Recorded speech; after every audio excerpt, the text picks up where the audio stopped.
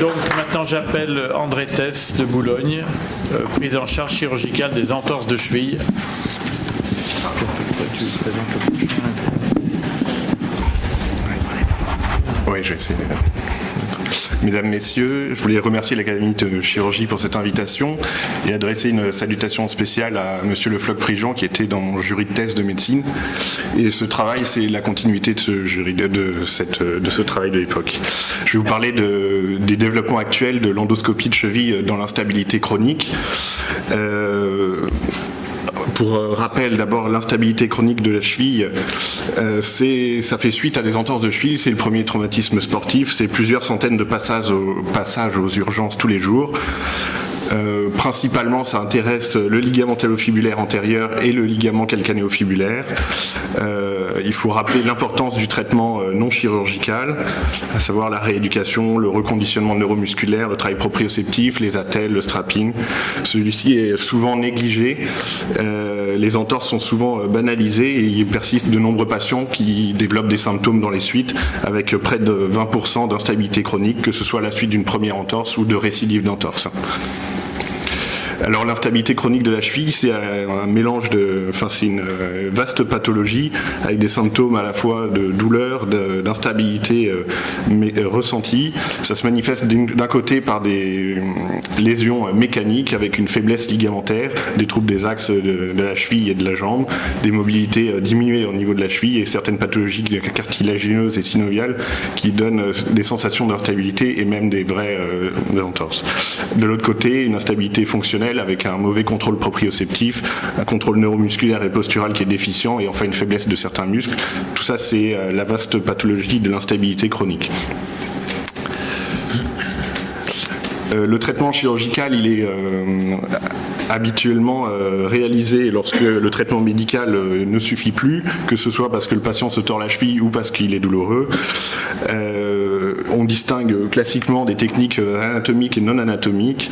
Ces dernières, Castin, Amy Castin, Plastide, Watson-Jones, Evans, donnent de bons résultats, mais à long terme, on a constaté un enraidissement, en particulier de l'articulation sous-talienne et l'apparition d'arthrose qui fragilise ces techniques. Et donc le consensus actuel est plutôt de les abandonner.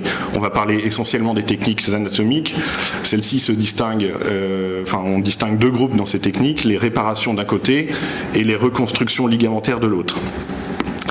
Les réparations, donc le nom c'est Brostrom, le Brostrom Gould ou alors Duquesnoy, Blanchet, c'est des réparations des ligaments latéraux, du LTFA en particulier.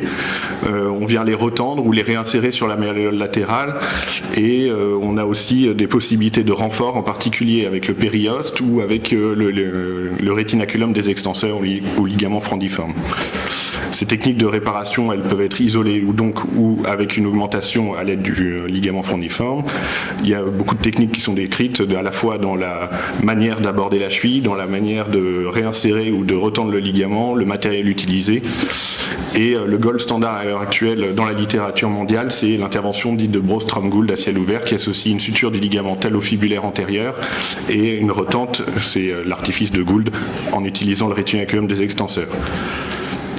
D'un autre côté sont apparues ensuite des techniques de reconstruction ligamentaire qui utilisent des transplants, des greffes prises au niveau du genou avec le tendon du muscle gracilis ou alors au niveau de la cheville par le plantaire grêle.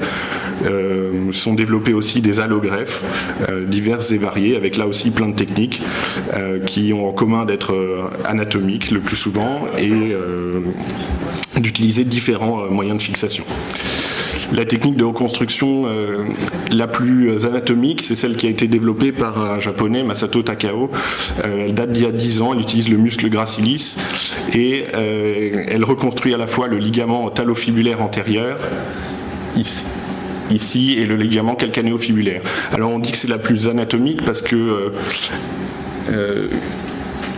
il y a un seul tunnel au niveau de la fibula, c'est peu dangereux, mais surtout l'anatomie nous a montré que à ce niveau-là, les deux ligaments avaient une insertion commune en fait. Enfin, le footprint ligamentaire du talofibulaire antérieur était continu avec celui du calcanéofibulaire au niveau de la malléole latérale.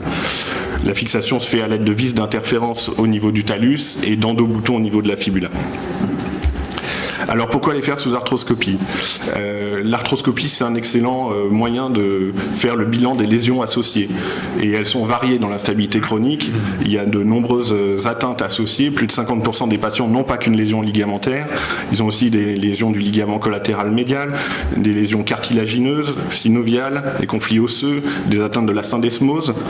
Et l'arthroscopie est un très bon outil pour traiter ces différentes lésions. Ça a été bien décrit, en particulier sur les lésions ostéochondrales, avec ici un exemple de microfracture. Pour l'arthroscopie, son intérêt, c'est que depuis quelques années, environ 5 ans, il y a des techniques de réparation ligamentaire ou de reconstruction qui sont apparues dans la littérature. C'est des séries qui sont rétrospectives de quelques cas qui ont eu besoin d'une évaluation plus importante. Alors l'arthroscopie, elle permet donc en plus du bilan des autres pathologies, un bilan ligamentaire précis, je vous le montrerai ensuite.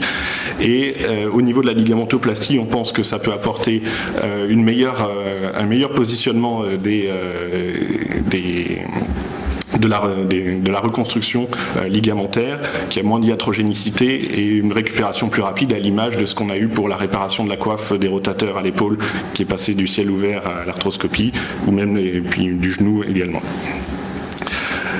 Je vais vous présenter en fait les résultats d'un symposium qui a été fait sous l'égide de la Société francophone d'arthroscopie, dont ça a été présenté en 2017. Les objectifs du symposium, c'était de présenter les résultats des techniques endoscopiques actuelles, les résultats fonctionnels, mais aussi les complications, et quel était l'apport de l'arthroscopie dans la compréhension des lésions en proposant une classification des lésions ligamentaires. Donc on a fait une grande étude sur toute la France, avec 286 patients qui ont été inclus. C'est différentes répartitions. Donc à Ambroise Paré, on a inclus un quart des patients, non moins d'un quart, pardon, un petit cinquième des patients. C'est des patients qui étaient inclus en prospectif avec au moins 6 mois de traitement médical avant de les inclure dans un geste chirurgical, et ça a été fait de 2014 à 2017. Alors, qu'est-ce qu'il va falloir retenir de ce symposium? C'est la première série prospective sur le traitement endoscopique ou arthroscopique de l'instabilité de cheville. On a inclus 286 personnes. Ça fait un peu un état des lieux des techniques arthroscopiques, ça compare rien, c'est juste une série prospective qu'on a suivie. On fait l'état des lieux sur la morbidité, et aussi on a proposé à la fin une classification arthroscopique des lésions chroniques du ligament talofibulaire antérieur, ce qui n'existait pas. Donc c'est une étude qui était multicentrique, et dans l'inclusion, les indications étaient un peu différentes d'un chirurgien à l'autre, ce qui en fait une limite, avec des techniques chirurgicales qui étaient certes similaires, mais qui étaient aussi un peu différentes. Le recul était de 3 ans au maximum, mais de 6 mois au minimum, ce qui était assez court, avec 9,6 mois en moyenne. Et les critères d'inclusion des patients étaient donc un peu variables d'une personne à l'autre. On leur demandait juste 6 mois de traitement médical avant de les opérer. Alors, ce qui est acquis dans l'arthroscopie, c'est le bilan et le traitement des lésions associées dans l'instabilité chronique de cheville. Par contre, le bilan ligamentaire là, a été habituellement réalisé par l'imagerie, et on a donc proposé une classification arthroscopique de ces lésions du LTFA, et puis on a voulu savoir si elle était validée, enfin, s'il y avait une corrélation entre l'imagerie préopératoire et l'arthroscopie. Et d'un autre côté, on a étudié à la fois le traitement, donc c'est les réparations d'un côté et les reconstructions anatomiques de l'autre. Cette classification qu'on vous propose, c'est une classification en 5 stades, avec un stade 0, un ligament qui est normal. Sur le stade 1, le ligament est distendu mais continu. Sur le stade 2, il y a une désinsertion fibulaire ou talienne du ligament, mais son calibre est normal. Le stade 3, le ligament est fin ou il est dégénérescent, entouré de cicatrices, de tissu cicatriciel, il n'a pas de tenue mécanique. Et stade 4, on ne retrouve plus de ligament talofibulaire antérieur. Donc voilà, ça c'est une image d'un ligament normal. On ne l'a jamais observé dans le cadre de ce symposium, et on a constaté qu'il y avait une atteinte constante du ligament talofibulaire antérieur dans l'instabilité de cheville. Vous voyez ce ligament qui se tend bien entre le talus à droite et la fibula à gauche. Ensuite, on a ici la dissection d'un ligament talofibulaire qui est distendu. Sous le crochet, il vient ouvrir la gouttière malléolaire latérale, mais il a une bonne tension malgré tout. Ensuite, on a un ligament qui est désinséré de la fibula. Quand on le tire sur le crochet, il montre la face antérieure de la fibula et libère bien la gouttière latérale. Le stade 3, là, on a un ligament qui est inclus dans un tissu cicatriciel assez épais, qui n'a pas de tenue mécanique. Vous allez voir qu'il va se déchirer sous la traction du crochet. Et enfin, le stade 4, c'est une malléole qui est chauve et sans résidus ligamentaires. Donc cette classification a été bien retrouvée. On a étudié une centaine de vidéos et puis entre les différentes observations et les différents observateurs, on avait une très bonne corrélation et ce qui nous a permis de la valider. La deuxième partie, c'était d'examiner la corrélation entre les images et les comptes rendus des radiologues. Là aussi, il y a eu plusieurs observations. Globalement, ce qu'il faut retenir, c'est que l'imagerie préopératoire permet de classer plus de 85% des ligaments, mais qu'il y a quand même entre 20 et 15% d'erreurs en fonction des examens, l'arthroscanner semblant être le meilleur outil diagnostique. Et donc la question, est-ce que finalement l'arthroscopie, pour ces 15 à 20% d'erreurs, est-ce que l'arthroscopie ne serait pas le dernier, l'ultime outil diagnostique, parce qu'il y avait des ligaments considérés comme normaux sur les examens d'imagerie et qui étaient totalement pathologiques sous l'arthroscopie.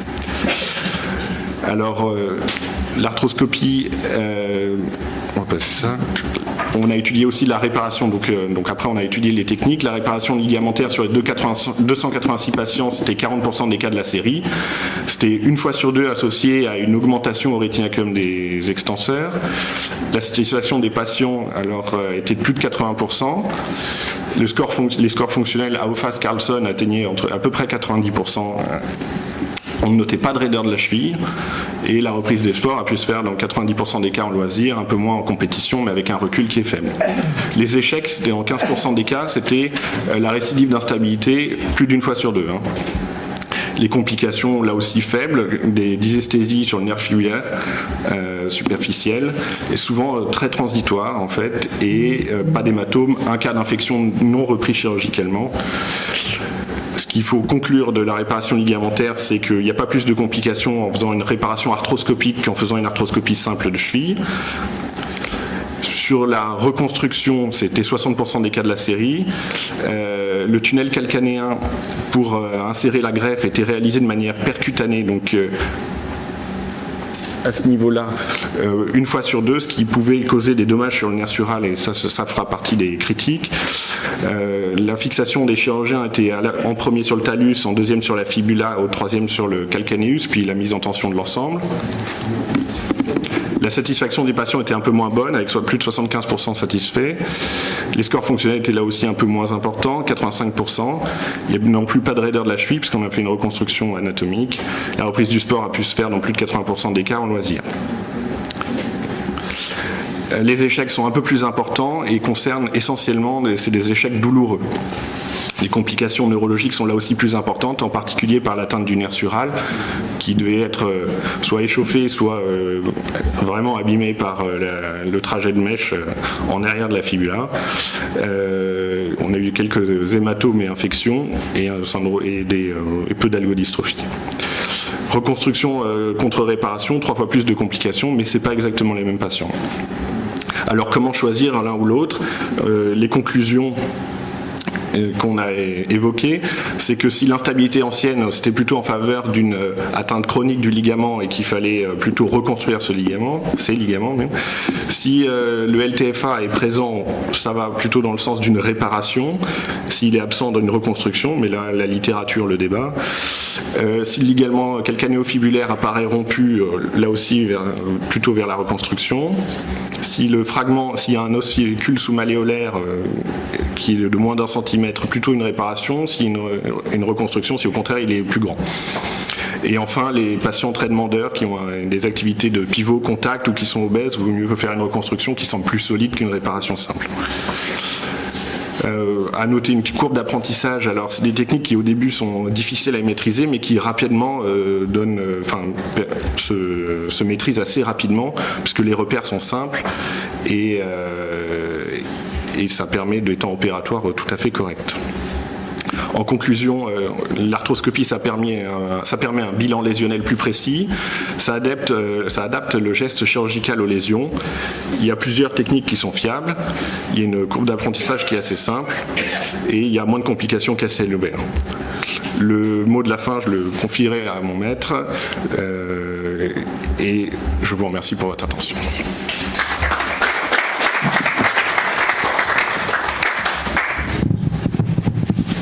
Ouais. Je ne sais pas s'il y a des questions dans la salle. Oui, allez-y.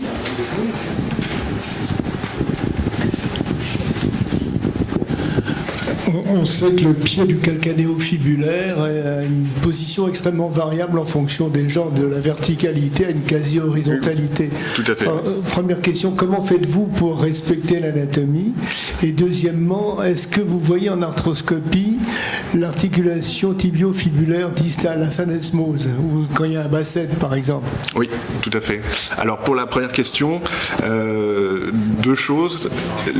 La verticalité du ligament calcanéo-fibulaire, c'est souvent associé à des fibres conjointes avec un ligament talo-calcanéen latéral. Et la deuxième chose, c'est que sous arthroscopie, on peut voir le ligament calcanéo-fibulaire et aller en repérer son insertion de manière assez précise. Hein. Et donc ça, c'est une étude qu'on avait faite sur une étude cadavérique, sur une quinzaine de chevilles, et on avait un décalage de quelques millimètres entre l'insertion supposée arthroscopique et la dissection après de 3 ou 4 millimètres à chaque fois. Pour le ligament de Basset et la syndesmose, les pathologies de la syndesmose, l'ouverture de la syndesmose, elle peut être testée assez facilement. Quand on est dans la chambre antérieure, on peut placer un crochet dans la syndesmose. Si on arrive à ouvrir la syndesmose à l'aide d'un crochet d'arthroscopie, c'est clairement pathologique. Le ligament de Basset, pareil, se verra. L'empreinte qu'il pourrait réaliser sur le dôme talien aussi, et permettra justement de le traiter en supprimant éventuellement. Oui, allez-y. Oui, docteur Le Floch-Prigent, Paris-Versailles, je vous remercie de m'avoir cité. Je me souviens très très bien de votre thèse et en particulier de l'étude anatomique que vous aviez faite au fer à moulin, je me souviens. Oui, tout à fait. Sur cadavres pas frais. Je me souviens plus très bien, mais c'était excellent. Je l'avais lu au moins 2 ou 3 fois avant que vous passiez votre thèse. Ça m'avait passionné. Alors je voulais dire que c'est absolument remarquable. Voilà. Bon, merci. Moi, j'ai peut-être une question. Finalement, les entorses de cheville inondent les urgences. Après, elles sont revues quelquefois par des orthopédistes, par des traumatologues, on ne sait pas trop quoi en faire. Aujourd'hui, est-ce que les indications chirurgicales sont plus importantes? Est-ce qu'on les opère plus, ces entorses de cheville? Parce que sinon, ça va avoir un recrutement qui peut incroyable. être phénoménal, oui, tout à fait. Parce que là, c'est pas en plus des grades 3, il y avait le LTFA. Oui, et après le postéro. Voilà, mais il n'y avait pas le LTFP. Oui. Alors ça, parfois il était atteint, mais c'est vrai que c'est pas la règle quand même, et que la stabilisation. Est-ce qu'aujourd'hui, vous poussez plus vers la chirurgie? Je pense que oui. En fait, pour la petite histoire, pendant mon internat, je n'ai jamais vu cette intervention faite à ciel ouvert ou sous arthroscopie, et j'en ai fait plus d'une centaine depuis 3 ans, ou 4 ans. C'est moi qui le... Mais on a des critères qui sont plus diagnostiques, qui sont peut-être des patients plus demandeurs aussi, et puis une technique qu'on sent fiable, donc on peut se lancer plus facilement, je pense. Ouais. Voilà. En termes de reprise de cours, c'est quoi? Mois, semaine? Alors le protocole habituel qu'on donne après cette chirurgie, c'est marche en appui complet dans une attelle Aircast, donc qui va empêcher l'inversion du pied, mais l'appui complet est donné immédiatement, à moins qu'on ait traité une lésion ostéochondrale ou d'autres choses à côté. La rééducation se reprend à 1 mois et la reprise du sport à 3 mois habituellement. Je crois qu'on n'a plus de temps pour les questions. Ok, merci beaucoup. Donc,